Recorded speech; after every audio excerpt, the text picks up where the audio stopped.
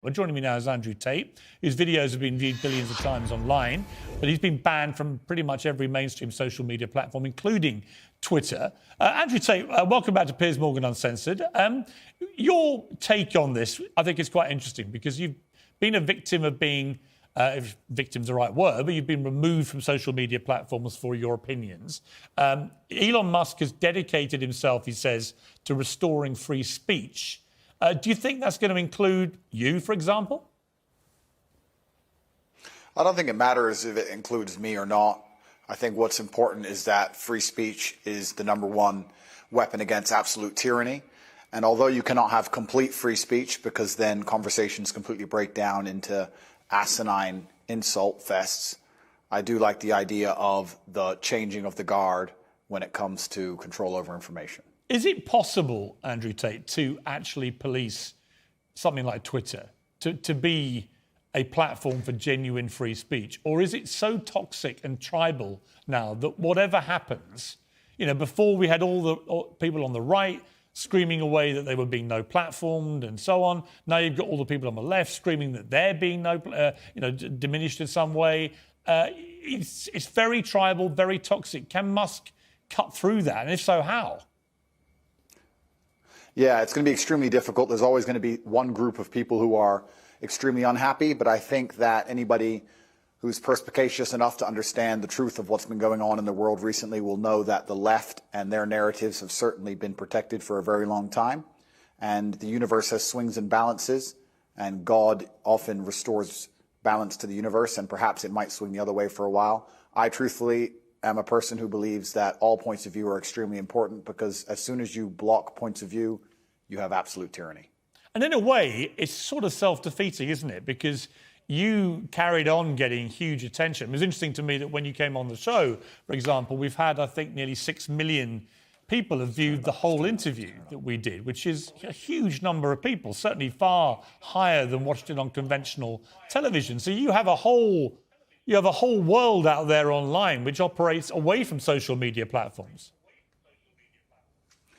Yeah, I've been very, very successful in spite of them, but not many people can do that. I'm in a pretty unique position, but I think that everybody needs a voice to a degree, and social media platforms are now the most important platforms on the planet. They control information and they influence real-world decisions, and they influence people's perception of reality. The last few years of COVID have been a perfect example of what happens when you censor one side of the argument and you only allow one point of view to be purported by the matrix in and of itself, and that's how you end up in tyrannical situations. I think you were just discussing that, Piers. Yeah, and I think that's a perfectly valid point. You know, people have quite rightly held me to task over some of the positions I took during the COVID pandemic, notably when the scientists said as a definitive fact that you couldn't transmit the virus if you had the vaccine. It turned out that wasn't true. And I based my observations on that supposed fact and said, right, well, in that case, if you refuse to be vaccinated, you shouldn't get the same rights as people who've been vaccinated. If it's true that if you're unjabbed, you can pass it on. It turned out, actually, there's not much difference whether you've been vaccinated or not. And at that point, I changed my mind. But I felt that there were a lot of people who were being deplatformed from Twitter at the time for questioning the validity of scientific statements, and they would then be a complete U-turn. So I do think it was a very interesting period, actually, for testing what free speech means. It was actually worse than that. You're right, Piers, but it was actually worse than interesting, because what happens is when you censor an entire side of the argument and only allowed one side of the argument to have a voice, you are changing reality in real time. You are shaping the world.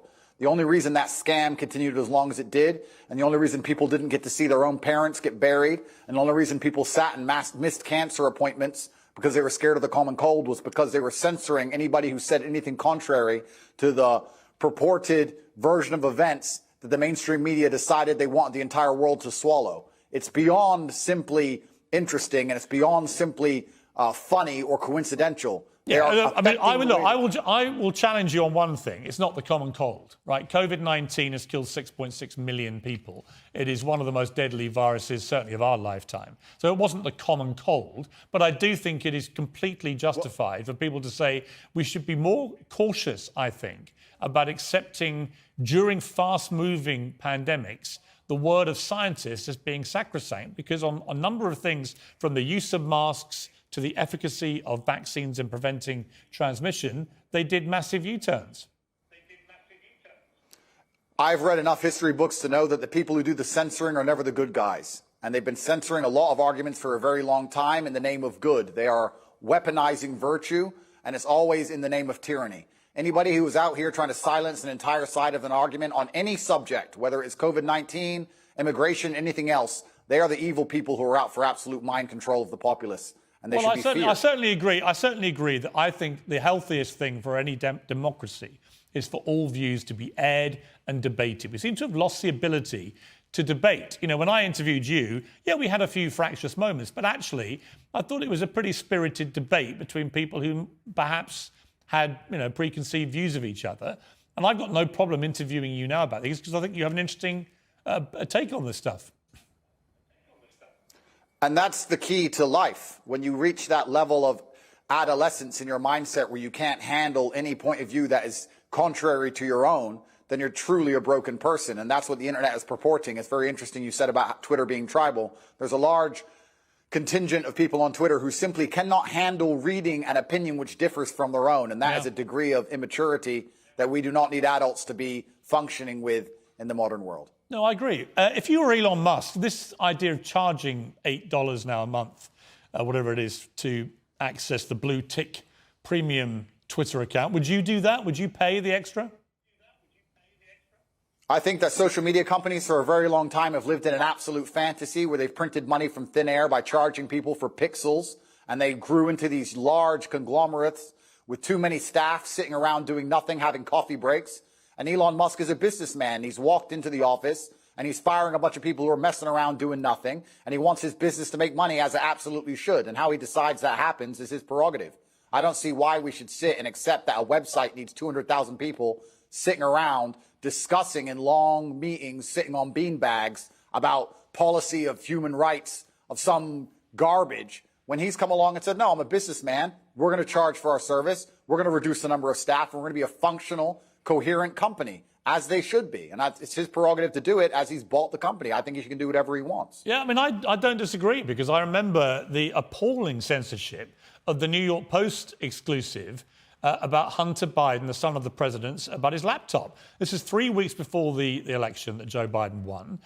He was heading, you know, to a possible victory, but it was tight. And that story, they reckon, could have tipped it either way. But it was completely suppressed and censored, starting with Twitter, then Facebook, then others. Twitter literally locked out the New York Post account for 2 weeks for breaking a completely true story. And I thought that was shameful. It's worse than shameful. It's worse than shameful. When you control information, you control the real world. They affect the real world in real time. They are genuinely affecting the reality people live in. They are not just a company. They're not just a social media platform. It affects absolutely every single person on the planet when it changes who is elected. I don't want to comment specifically on Hunter Biden or the laptop. I would never kill myself. But I don't think it's fair that they would hide certain key information that close to an election. And the fact that they've done that was done specifically to affect the world that we all live in. And we all have to suffer the consequences of those things. So to sit and say that these companies can just do whatever they want, they're private, etc. No, free speech is beyond important for democracy. It's important for the reality that we exist under. Andrew Tate, thank you for joining me. I appreciate it.